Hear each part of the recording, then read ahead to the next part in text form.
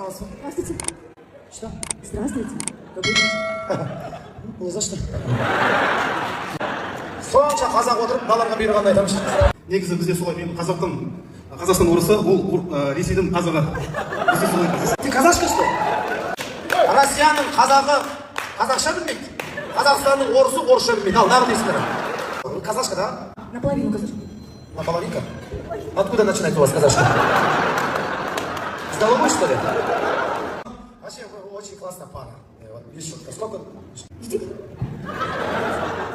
Сколько лет сидите вместе? Зомби, десек. Сен егер умраны ұтсаң барасың ба қажылыққа? А? Барасың ба? Алла бірақ ұтсаң барасың ба? Барам. Ол үшін келесің.